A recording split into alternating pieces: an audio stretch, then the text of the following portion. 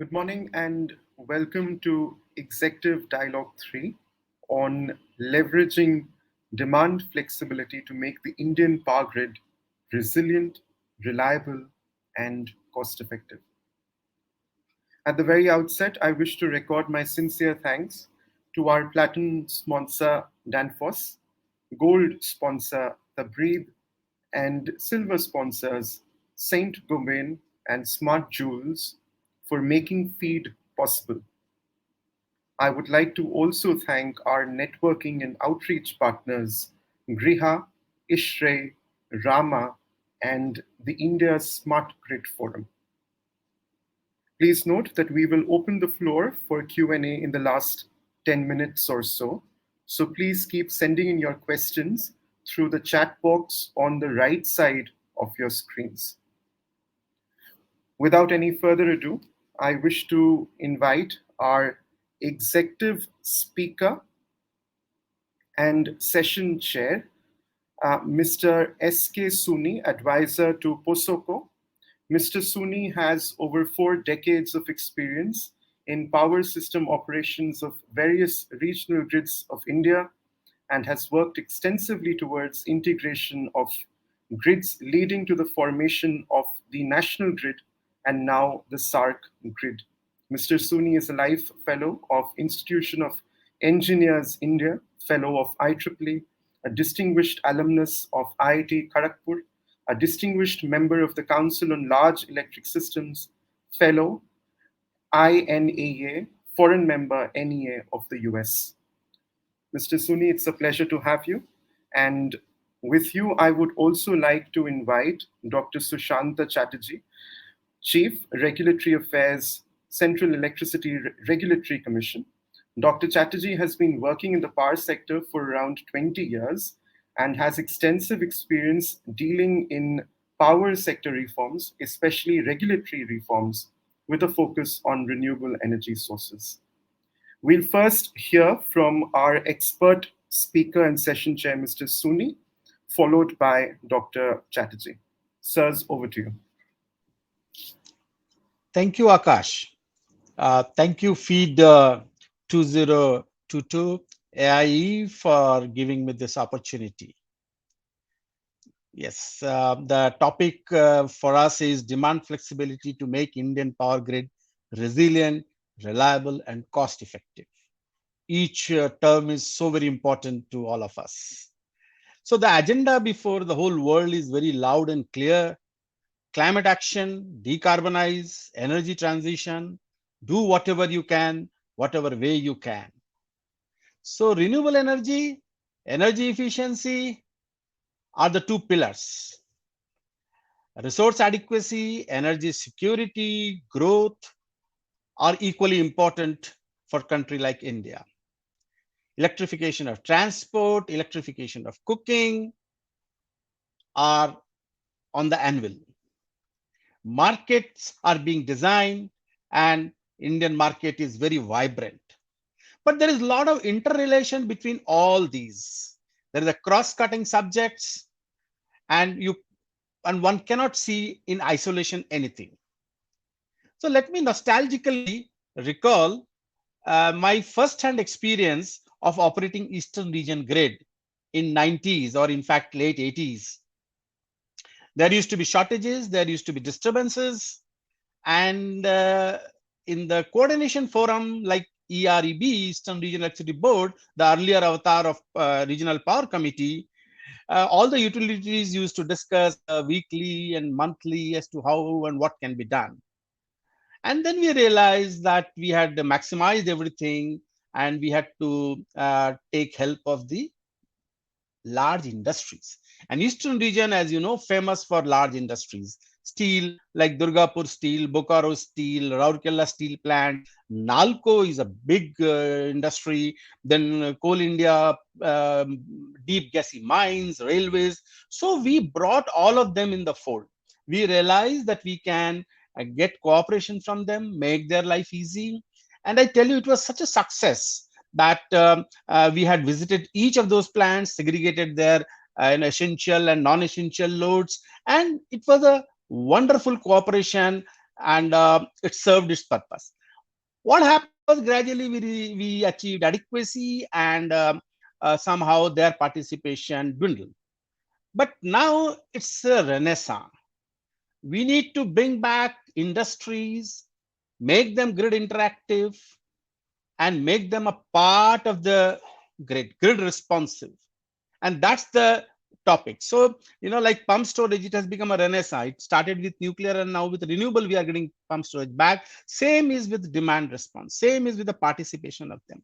Now, there is a suite of solution for RE integration and things like that. There is nothing called silver bullet. So, of course, the large grid is numero uno solution. We need a very strong grid. We have it, and we have to continue to have that. But the second tool which we have is the flexibility. How do we define flexibility? How do we have matrix, measure it, pay for it, and incentivize it? Now, flexibility has to be in the entire value chain. Flexibility in generation, regulators have done a lot of work on that, and it's showing excellent results, like thermal going down to 55%. We have plans to go to 40%, technical minimum, high ramp, incentivizing, all those things have been done. Same is with hybrid tariff, incentivizing peaking and all that. And then the reserves of all kinds and ancillary services. Excellent experience of last 5 years on ancillary, and we are gradually trying to move towards market of that.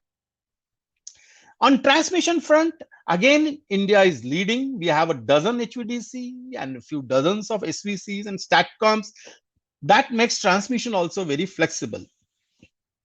Market side, we have been getting products after products, DAM, RTM, very flagship project of DAM, then GDAM, GRTM. I mean, you name it, TAM, DAM, RTM, all are there, and it's going forward. Regulations are also very flexible. In every regulation, trying to remove the difficulties and make the ease of contracts are difficult. Contracts are inflexible, be it in generation side or demand side. So we need to make contracts very flexible. Flexibility in contracts is extremely important. I will come back to that, why I am flagging this issue. So with all these things, the most important part is flexibility in demand. And that's the topic of this discussion. Industries and buildings and their consumption is rising, and we need to make them flexible. Now, let me give some numbers. If you look at the load curve and make a load duration curve, then last 1% of the load, peak of the peak, occurs for some decimal percentage of time. Last 5% of the peak load of India occurs only for 1% of the time. So why go for more capacity and capex and then underutilize it? The burden of fixed cost comes on the utilities. So seek help from load. They can help in that last 1% and the 1% of this. They would also bring in resilience. During crisis, when you have extremized the generation, maximized or minimized, whatever may be the scenario like, then you look towards load. And that's the demand, how it can play. Large industries are excellent. They have their back pressure turbines, they have their load segregation, and they are a full-fledged grid. I have been to Bokaro Steel Plant. Their load dispatch center is comparable to a small country's load dispatch center. And they can give very quick response and without disturbing production, without disturbing the essential loads. So we need to bring them into this fold and then gradually make them grid interactive industries. They can provide ancillary services. And of course, as AI is working on this, need to go to grid interactive large residential buildings, hotels, and many other industries, which I am sure the series of experts will talk about. But for doing all these things, we need huge amount of understanding of the industry, the data, the analytics, the distribution management centers. We need distribution system operator so that we know where to get the relief from and what kind of relief. They are of different kinds, the short ones, the long ones, and things like that. Now, the ecosystem has to be prepared for it. This is very easier said than done. So then now the time has come to work on the demand side, to make it smart, to make it flexible, to make it grid interactive. But a lot of work needs to be done, like creating support systems, proper regulations, policies, advocacy for demand response, and make demand dispatchable and devise ancillary services around it. This, wherever there has been a capacity auction in the market like PGM, we have seen the megawatts have turned out to be the cheapest. So going with the theme, they would bring in reliability, they would bring in resilience, they would be cost effective solution, but somehow they are not that very fancy. We need to make it, yesterday I heard Dr. Satish saying it's not sexy. So we need to make demand response and participation of demand, appreciate each one of them and bring them in this whole equation of decarbonization and climate issues. Let me stop here because we would like to listen to all the panelists and have discussion. Thank you very much.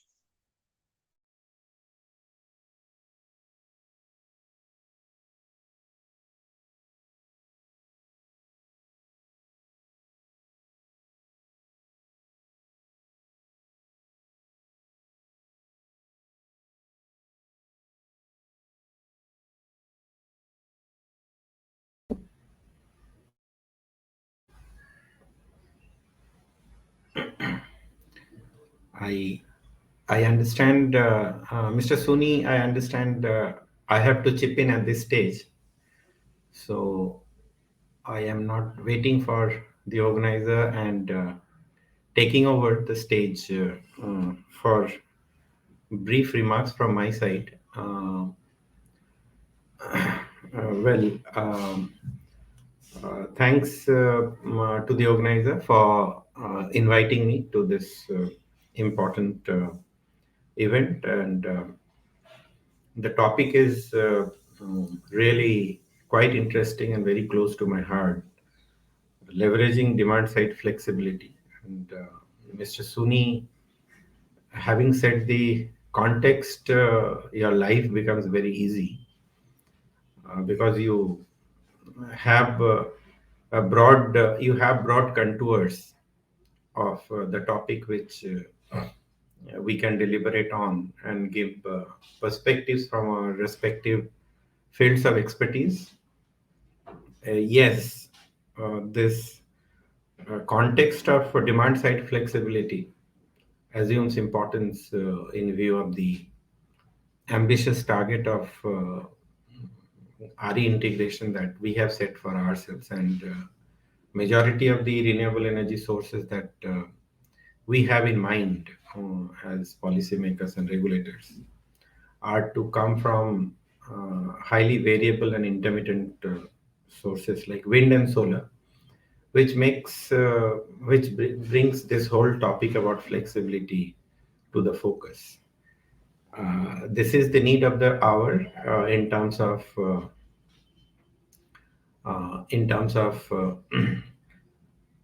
the climate change and energy security concerns. But mere announcement might not serve purpose. All stakeholders, especially the regulators, have to create the appropriate regulatory framework to make this flexibility happen in reality. So, coming from a regulatory commission, I would like to give you the perspective, the regulator's perspective. Right at the outset, and also as highlighted by Mr. Soonee, you need flexible resources both from supply side as well as demand side. Of course, the focus today is on demand side flexibility, but to integrate renewable and intermittency in the system. In fact, demand is also intermittent, and this is generally harped on by all stakeholders.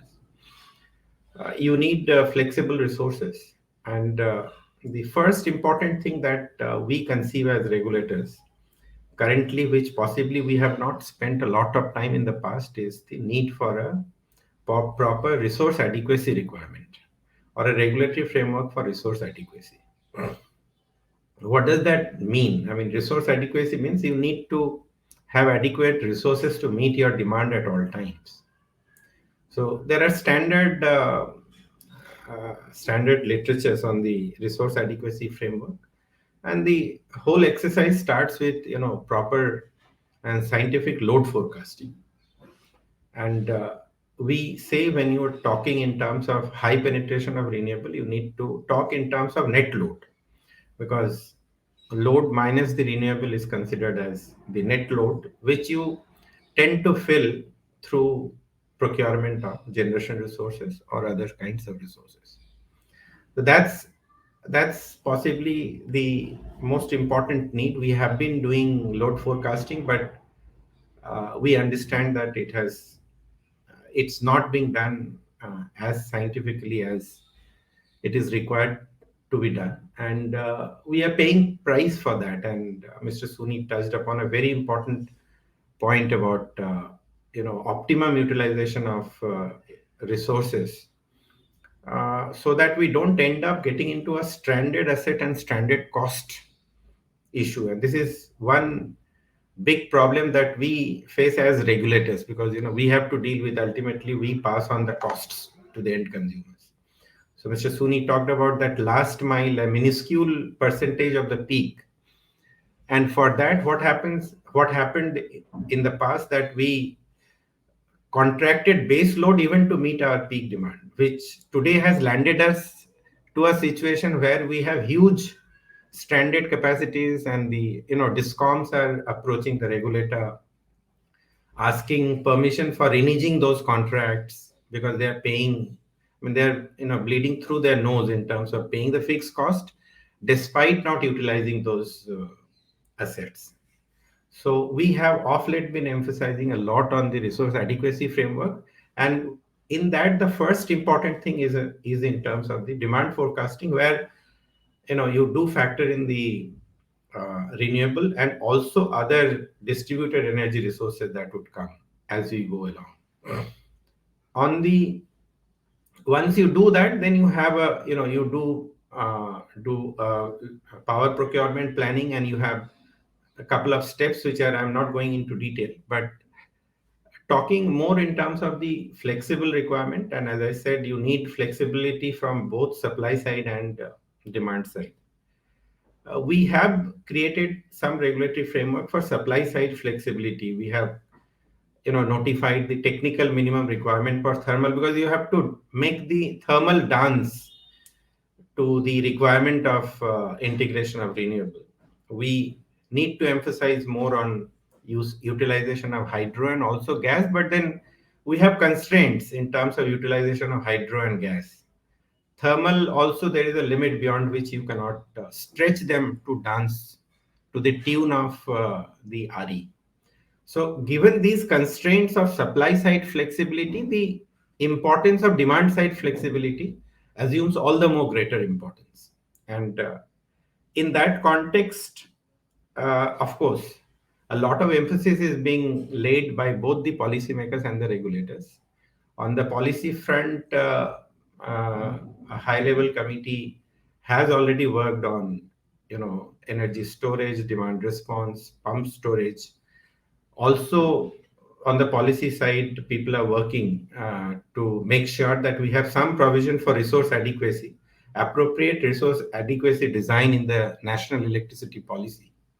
But at the regulators level, what we are trying to do, I mean, it's not only, you need flexibility not only to balance the system, you need flexible resources, both demand side and supply side, to meet your flexible energy demands as well. Ramping peak, you need energy, not only ancillary services. So, in that context, again, as briefly mentioned by Mr. Soonee, we have created and further strengthening, we are further strengthening the electricity market, because we created the real time market, which would, in my opinion, it's only 2 years old. I mean, not even 2 years. I mean, 1.5 years old. We introduced in 2020, but it's a pretty important, important event in the entire journey of power market design in India, where we have created the basic infrastructure for RE integration. I mean, and RE going forward, what I envision it, I might be ahead of time at this moment in terms of speaking all this, but then we can expect RE guys to participate in the day ahead market and correct their position in the real time market, because closer to the time you can, I mean, you can't always uh, depend on crutches like your support system in terms of flexibility of revision, special dispensation for DSM, etc. But real-time market can give you, it can also give a good market for the demand side resources like energy storage and demand responses through aggregators to come and participate in the energy market. Apart from that, of course, we have floated and are likely to finalize the ancillary services market. And this time we have made a very specific, I mean, conscious effort in trying to mention energy storage and demand response, which we believe would play a major role in providing the ancillary services. Of course, they have a greater role in the primary and secondary. Currently, we are conceiving them as important players in the secondary control system, but in the tertiary also, I mean, they can pretty well come. So that's in brief in terms of the overall vision and the regulatory initiatives that we have taken in unleashing and encouraging the demand side flexibility in the larger interest of grid integration of renewable. I would stop here and hand it over to Mr. Soonee to take today's journey forward. Thank you. Thank you very much, Dr. Chatterjee. Very lucidly explained. We are all looking forward to suitable sprinkling of flexibility and demand response in national electricity policy, the revised grid code, and many other regulations. I'm sure that now demand response will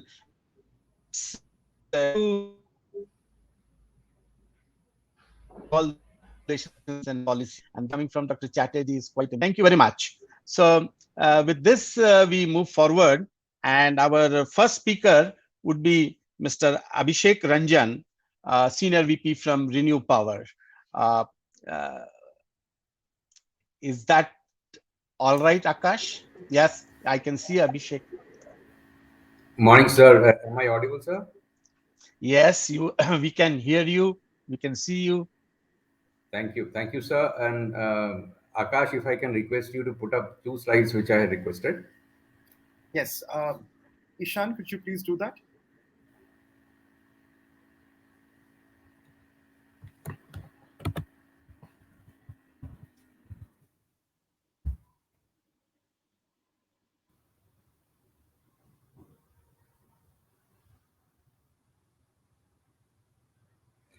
So till the time they are putting up the slides, I will take it forward from what Mr. Soonee and Shri Chatterjee talked about, and very relevant.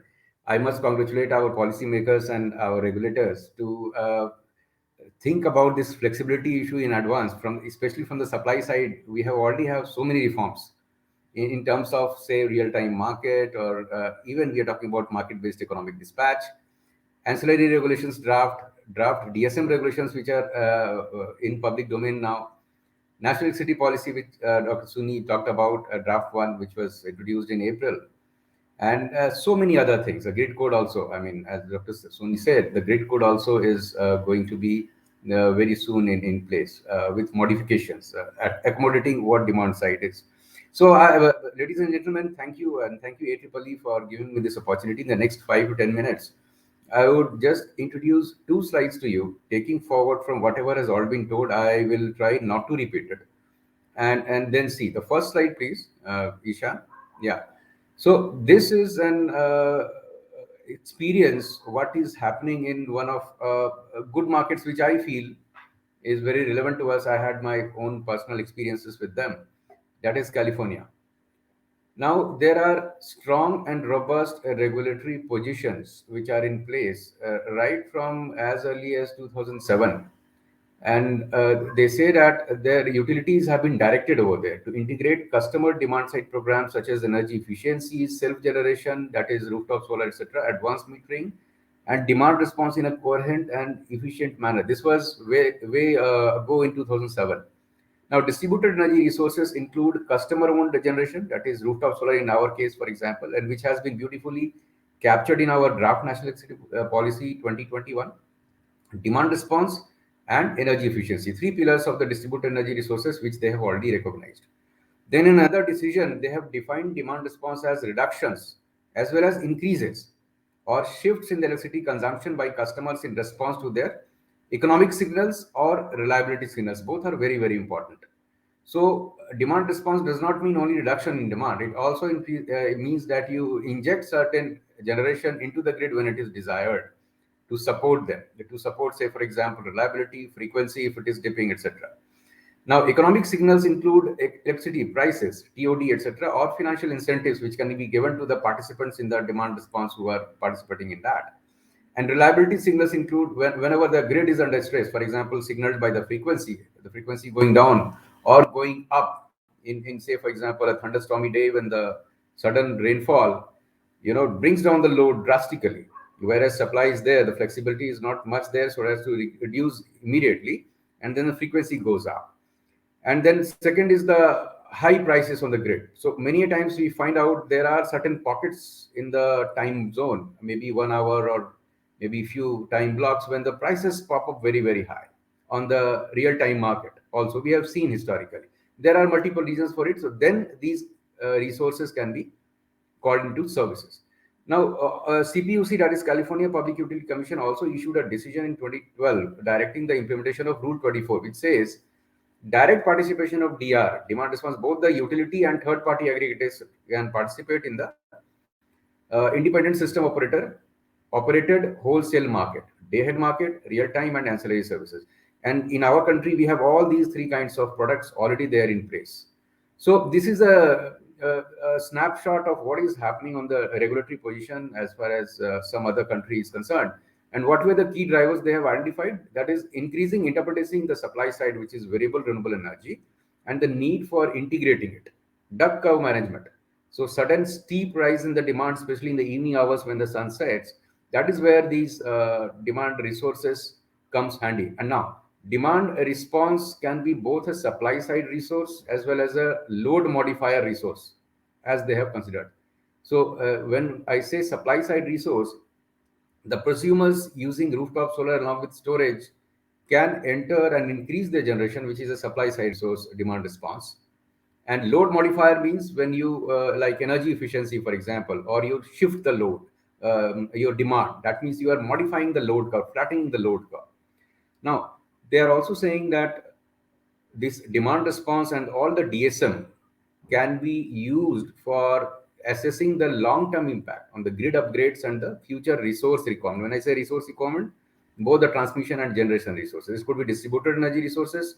It could be utility scale supply side resources. Now, a very brief introduction I want to give you it through this pie chart. This is the total resources procured as per the regulatory filings of the independent, investor-owned utilities over there, which are CPUC under CPUC jurisdiction for 1 month, that is September 2020. If you see, I have tried to highlight that demand response plus this reliability margin of 15% accounts for almost 3% of the total resources which were planned. And the resources which are planned as a part of the resource adequacy requirements, RAR, is it varies from 5 to 7% more than their actual demand.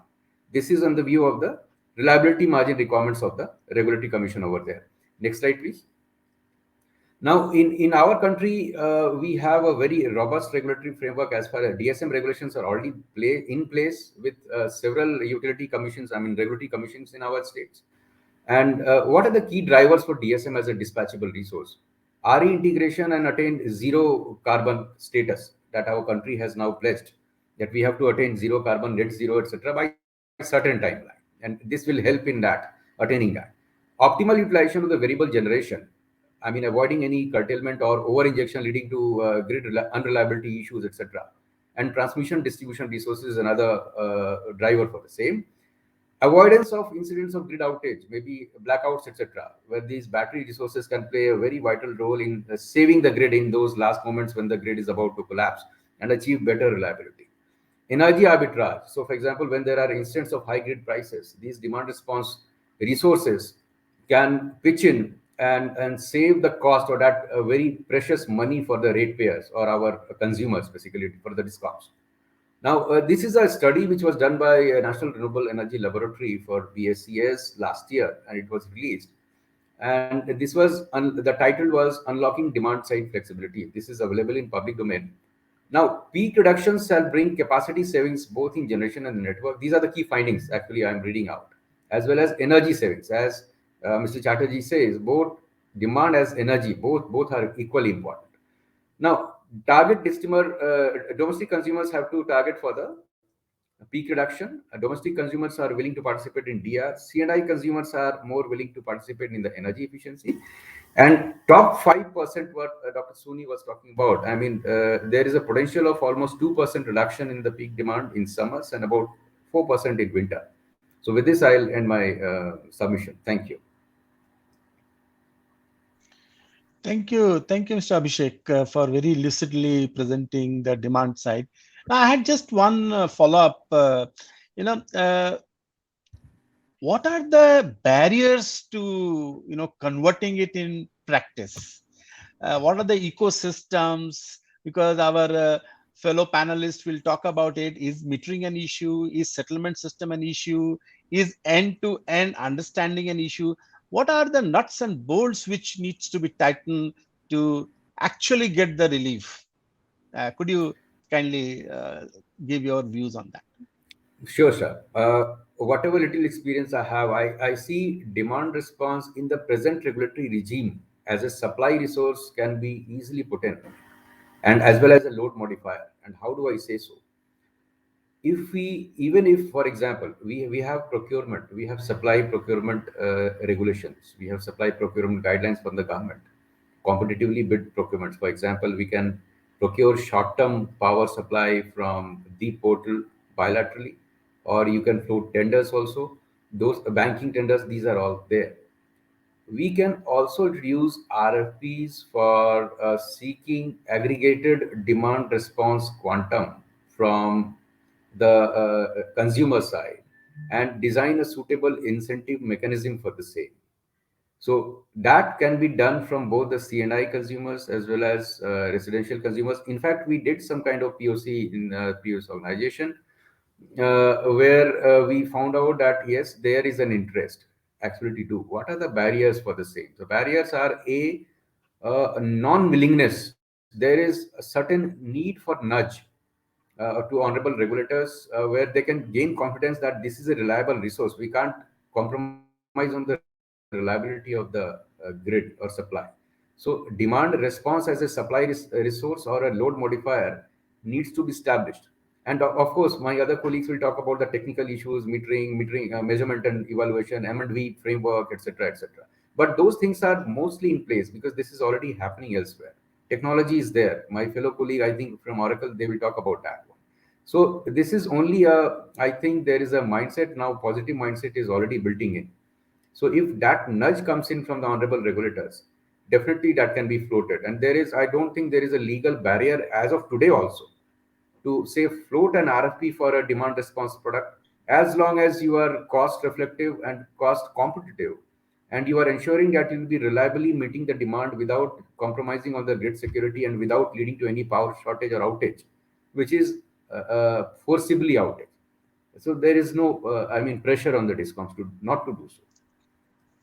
Thank you very much. Actually, I got to resist my temptation because time available is short and we have other speakers. So now let me call Mr. Sabyasachi Patnaik.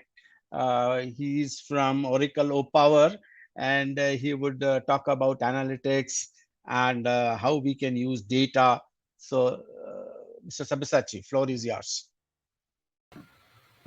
Thank you, sir. Good morning, all, and it's a privilege to be here and talk with this esteemed panel, and thanks a lot. By the time we kind of, yeah, the slides come on, I'll kind of, talk about the O Power wing of Oracle Utilities, which is into behavioral science and consumer analytics for the residential kind of, sector. Which, yes, as you have said, sir, like the demand flexibility which is, comes in, and resource adequacy, where my esteemed kind of colleague from Renew had talked about, Mr. Abhishek. So, but in recent years, where we come from, kind of the demand flexibility comes from, in the recent years, factors like increased in DER, increased in renewable power generation, and more frequent extreme weather changes, which is as a result of climate change, and the retirement of the fossil fuel, which is kind of has upset the traditional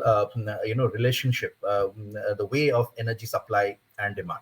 Well, looking at the trends, what we can kind of see, that there would be a reasonable reasonable belief that this is the trend is going to compound. It's going to be multiple the way it is. The consumers are becoming prosumers, more penetration of renewable power. So there are two aspects which has been talked about. Yeah, if we can have the first slide, please, after this. So this is purely what we are kind of talking about. The yeah, the next slide, if we can kind of yeah. So this is nothing, it is more on what we have been doing. But the major takeaway from this slide is if you talk about the Oracle OPAR, which has, like, the second is the 2.5 trillion meter reads which we have, which is the largest in the globe. And what it means is that this is the amount of personalization, customization which we can go kind of which we have, and we can go to when we reach out to the consumer through the utilities, kind of so now talking about, coming back, talking about the making changes, supply changes better, kind of meet the demand way is one way. The other is encouraging flexibility on the demand side, which has been kind of encouraged throughout the worldwide and in our country as well. So this is where kind of the demand side approach has garnered across the industry for ability to drive utility and customer benefits, like QPS utilities and customer. So for this, for the demand flexibility, what we can do is, there are three core capabilities. What Oracle OPAR has understood is three core capabilities which utilities need to have for the demand flexibility to be successful. So what one would be, kind of the utilities needs to reduce the peak load, reduce utility needs to able to kind of shift the customer usage from the high price time or peak time to a lower off peak time. So that is the second. The third would be, utility needs to be able to specifically align the usage with period of high renewable energy. I mean, if that changes can happen, so that would be kind of one thing. So if utility can do these three changes, they are looking to improve the reliability, decrease the cost from the procuring the costly power, high demand times, and then eased the renewable energy integration. I mean, that is another important. On the customer side, these capability offer the potential of course, the bill saving, and the important factor is improve the customer service, kind of and that's where we at OPower kind of have the extensive research experience and proven track record on changing the customer behavior at scale, in a ways to required, which is the demand flexibility. So we are kind of we can say, I mean, it would be a little bragging, but yes, we can say that we are the experts in driving consumer outcomes at scale. While these kind of savings can be very minuscule, which can from 1 to 3%. But if you see across the entire utility and population, kind of that becomes a real quantum which we are talking about. And if we are talking about a peak time rebate in a specific, where there is an incentive, the financial incentive schemes, these savings double, kind of from 1 to 3% to it goes to 3 to 6%. And how we do it, we kind of pick up programs with opt out, where we all take all the consumer in place and then kind of roll out this program. And this talks about not only kind of demand flexibility and demand response, but also adopting other programs which is run by the utility. Can we have the second slide, kind of, so this is what kind of, in the peak demand what we have come to. So what I was talking about earlier, this has resulted till date when we are speaking, we have, through energy savings, we have kind of, saved 31 terawatt hours, and then kind of, we have been doing a peak rebate of 450 megawatt in the US, and kind of, and then kind of, program adoption is double. As I said, that it is an scale out program. But the thing is that is kind of, where there are these are the five values which kind of, can this particular platform can bring into. It's kind of, that is uh, uh, that's kind of, where it is. One is the energy savings, of course, lower peak demand, more digital self services, faster adoption of program. I mean, these are the things which create kind of, talks about a success of this program, and of course kind of, more satisfied consumers. So that is what we have seen in US, that these kind of, programs had 95% of customer engagement program, and we have been running out these programs for 175, more than 175 utilities across the world. And kind of, this is what I can kind of talk about what we have achieved. But how we do it is the next slides, kind of, that would be my last kind of, yeah. So this is more or less kind of, what we have achieved. And if we talk about in terms of decarbonization, which is like, the basic essence of this particular program, is about like 15.2 million of CO2 which has been through 31, if we convert this 31 terawatt hours of energy savings, had catapulted to 15.2 millions of CO2 emissions, which we have reduced, kind of, which we have neglected.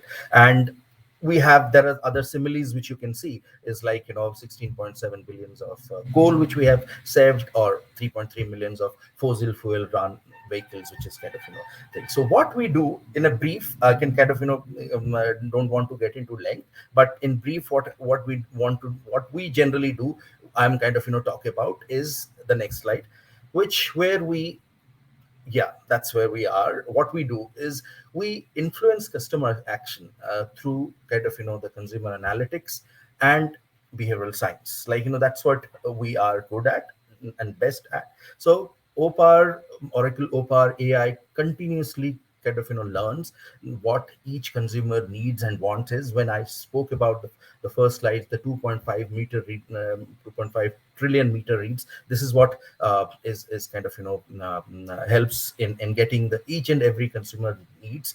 And kind of, OPAR uses variety of behavioral science principle to get these people to act into kind of, without any hesitations. So these are the behavioral nudges which helps a consumer to kind of, come to action. And then that's how it is kind of, what our behavioral scientists had found out is that human mind generally takes up a shortcut. And this is what kind of, while energy uses, I mean, very unfortunate, I mean, very not defying anything, but yes, the consumers, they don't actually care of energy usage. If you see, this is the fact. They are more, they feel there are much more pressing and interesting Yeah. things to do.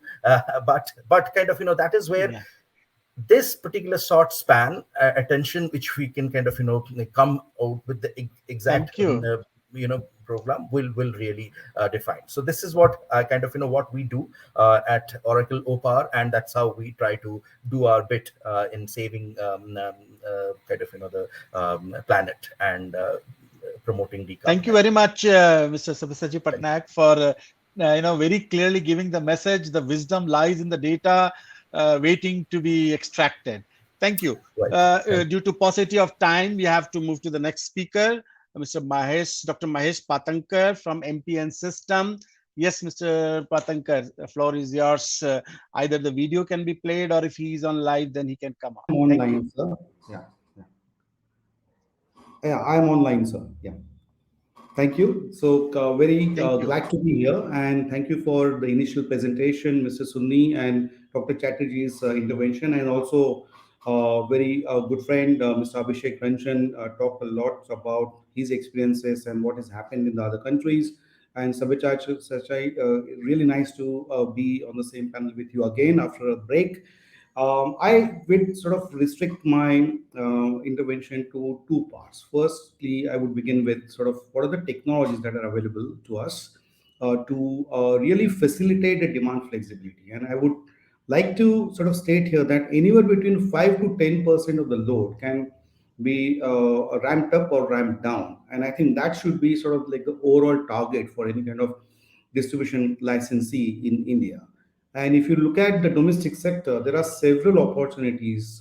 Firstly, the air conditioning systems, water heating systems in large societies. We also have water pumping systems that are available as non-essential loads, as well as some of the essential loads that we can actually shift from one time zone of operation to the other.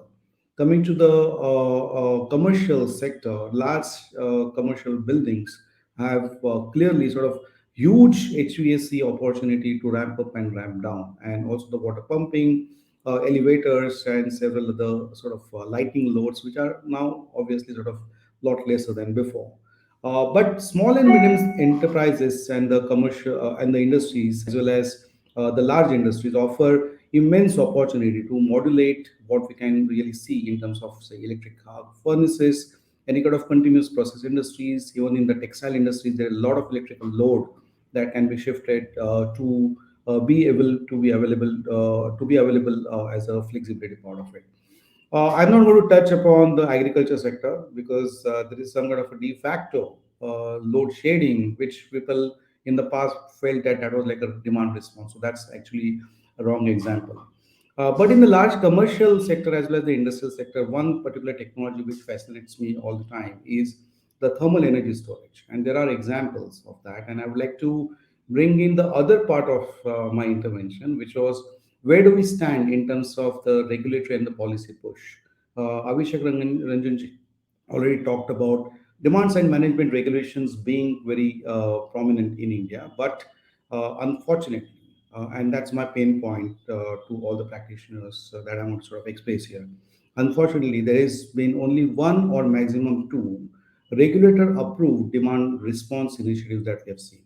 We have seen a lot of pilots in Kolkata, in Delhi, in Mumbai, in Bangalore, but only one program that comes to my mind, which is supported by a regulatory commission in Maharashtra and submitted by Tata Power, wherein around 15 megawatts was ramped up and ramped down way back in 2012, 2013, where there was like an absolute sort of clear settlement that was approved by the Honorable Commission, and Tata Power, working with an aggregator, actually took all of those sort of opportunities to municipal pumping load, sewage treatment part of it, sewage pumping part of it, water pumping part of it, and thermal energy storage, so on and so forth. So I think that's absolutely important. And while we see, and then I sort of always sort of ask this question to myself: why are we not really seeing regulators approving this project? So it's like a classical, I would say, a logjam, wherein the regulators probably would wait for the distribution licenses to submit the proposals, and distribution licenses would always say that okay, the regulator should give me a nudge, and then I will submit a proposal. I think what is important is basically some different level of policy push. The way we have the renewable portfolio obligations, there was a talk about energy efficiency portfolio obligations in the past, which was supposed to be moderated by the Bureau of Energy Efficiency. And I really feel that we have to do something towards the demand side part of it, because there are a lot of enabling regulations that are coming from CRC and Ministry of Power rules, so on and so forth, which would support on the ground flexibility opportunities. But the regulatory commissions at the state level perhaps should always should start looking at flexibility portfolio obligations. And I think that's the policy change which I would like to see. And I will end just by saying that even the budget speech yesterday, which obviously is not a law at this stage, talked about the ESCOs, so on and so forth. So there are several aggregators, and AEEE has so many sort of their own member companies who have the ability to act as aggregators. But we need to have large scale pilots. I'm sorry to use the word pilot, but I would have to give a challenge to all of us. We should see at least 1,000 megawatt worth of pilot coming in India, which can be sort of done in one regulatory regulated licensee territory or pan India, just to prove a substantive point that we indeed can do the settlements, we indeed can ramp up the technologies and really make the flexibility happen. I'll pause here, Mr. Sunni. Will be glad to answer any Thank you questions. very much. Thank you very much, Dr. Mahesh, for being very crisp. Your message is very clear. How do we convert the intent into the reality? It's that's where the fruit lies, and it's not very easy. Regulator, settlement system. You talked about end to end, and we must have large scale pilots. I think point very well driven. So, considering the paucity of time, I move to the last speaker, Sri Anupam Srivastava from IntelliSmart. Yes, Mr. Anupam Srivastava. If we get some time, we will pick up few questions which are pouring in. But before that, let the panelists get his due. Yeah, very good morning to all the members, and absolutely, it has been a very good session. Started with Mr. Soonee, and then Dr. Chatterjee, and the eminent speakers also. So, going forward, what I wanted to submit or say is that we, as India, we should be proud of India. We have made tremendous growth in last, most primarily in the last 2 decades. Our GDP is already growing at a healthy rate that has led to doubling of energy demand, driven by robust industrial growth, and almost we have achieved 100% access to electricity also. On supply side, what we are witnessing is that India is focusing totally on green energy, and we are proud to state that we are fifth largest in the world in terms of green energy generation. So with existing installed RE capacity of around 141 gigawatt. We target to implement 175 gigawatt by 2022, and which is seeing currently implementation pace. It will be met well before the deadline, what I could see. Going forward, target of 450 gigawatt by 2030 also seems well within reach. But again, renewable energy, we all know it has a plethora of benefits for mankind. But again, there are some challenges which we have been talking since morning also, related to integration issues, then increasing variability of hourly demand, increasing ramping requirements, which one of the speaker was also mentioning. Then there is lack of real-time data, which hampers a scientific forecasting techniques. And then there are short-term frequency variations, and there are plethora of issues, but those are solvable, which we can which we can adhere to or address them going forward. And as part of India, what I would submit is that India is in second phase of system integration with lower issues at national level. However, what is happening is that the states like Karnataka, Tamil Nadu, Rajasthan, Gujarat are in third phase. By third phase, what we mean to say is the penetration of renewable energy is almost 30% for these states. So, which places them alongside UK, Germany, Portugal, which also face significant challenges in RE integration. And this is only due to the fact that there is high share in generation mix, which determine operations of the system. So, since India lies between somewhere from phase two and phase three in the ladder of increasing complexities, so the greatest system flexibility need is for resources that provide flexibility within seconds to minutes to hours, and thus helping overcome very short-term variability in solar and wind output.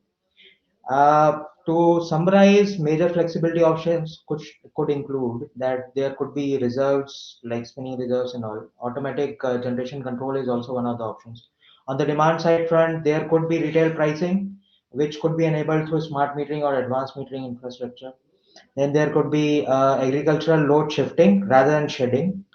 And then EV chargers or EV potential also plays a prominent role. Then there are, of course, storage options also, which could be pumped hydro plant, battery, or compressed air. So going forward, since this penetration of renewable energy is going to increase, and we are going to enter into phase four, which would be much more complicated. It will demand better forecasting and pricing techniques, which can be easily enabled through digitalization. And the digitalization should not be only talking about certain inputs like demand response and all, but it should be encompassing everything right from smart grid. We can talk about smart storage or smart homes, smart integration of microgrids. Demand response, of course, forms the basis. And then, of course, artificial intelligence, machine learning, enabled forecasting techniques, and smoothing out demand supply curve play a very important role. What we perceive as a country is that the majority of such digital technologies can be enabled through a backbone of smart meters. What I mean to say is that smart meter is different from a conventional thinking of meter. Smart meter is not a meter itself, it is a complex system of different sectoral elements, and it has a benefit of generating lot more data which can be taken care of to improvise the discom cells, as data in today's world is a gold mine. This is a fact. And data analytics provides a wide diaspora, which we from our experience have done with one of our prime consultants as well, and now we are undertaking pilots in different states. So that comes into play from the perspective of power purchase cost optimization, or it could be improving efficiencies through reduction of commercial losses, or it could be generation of newer technologies like home automation and all. So the bottom line is that the major elemental intervention which can drive future digital technologies is smart meter. And of course, from the regulatory perspective, national tariff policy also provided impetus to the smart metering. Now, the revamped distribution sectoral scheme, which provides a good, much needed funded support for implementation of the targeted 25 crore smart meters by 25, is a very well accepted scheme, which provides avenues to implement smart metering in a form of a PPP, which is a wide change under the TOTEX mode, along with detailed standard bidding document, which is available for the discoms to avail the grant, which is available under the revamped distribution sectoral scheme. So impact is huge. Now around 40 million smart metering opportunities are already on floor, and from at least 11 states and 2 union territories.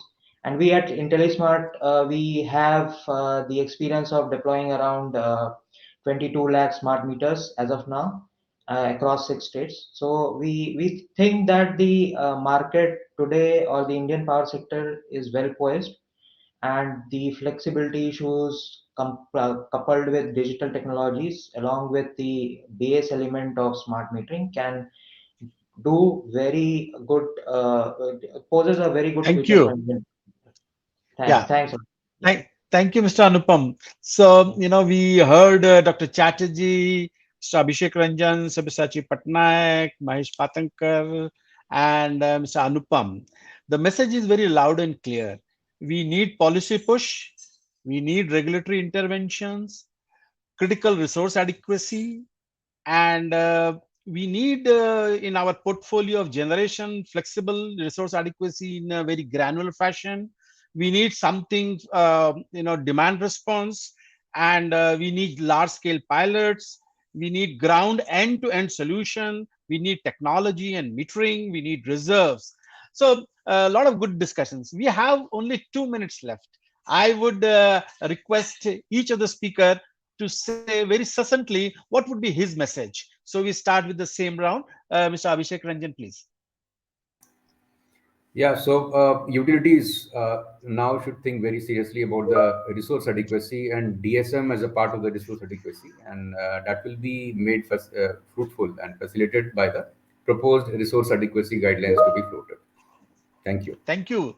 Thank you. Yes, Mr. Sabyasachi Patnaik, please. Right. Yeah, I feel like the demand flexibility had been a question, but the residential side of has not been kind of taken that seriously, which takes about around 30% of the whole Yeah. mix and subsidized taxes. So that is where I think the government, the policy needs to be, and the regulator needs to be talking about. Yeah, that's how residential. Thank you. Thank you. I think we can't leave anything. We have to take everything into account. Yes, Dr. Mahesh Patankar, please.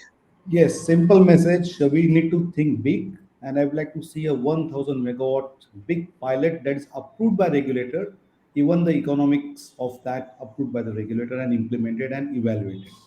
Thank you, sir. Thank you. Thank you. I think 1,000 is a good number, and it should come from the top, from the rooftop, very loud and clear. Yeah. So last, Mr. Anupam, please. There are questions and question. I'm so sorry. We need to. I'll request organizers to pass it on to the panelists, but there is a hard cutoff. So, Mr. Anupam, please. I think future lies in the implementation of digital, and regulators need to provide a platform in form of a regulatory sandbox which easily implements pilots and their successes across states. Thank you very much. Thank you. You all have been very nice panelists. So are the attendees who are pouring in questions. I thank Dr. Chatterjee, Sri Abhishek Ranjan, Sri Sabyasachi Patnaik, Sri Mahesh Patankar, and Sri Anupam for being very lively and very precise in their messages. I am sure that the message which has come out is very loud and clear. It's doable and it must be done for the country. And demand side is the one which should get the attention of everyone, be it policymakers, regulators, operators, utilities, and everyone. Thank you very much. With this, I hand it over back to the organizers. Thank you. Thank you, sir. Thank you, sir.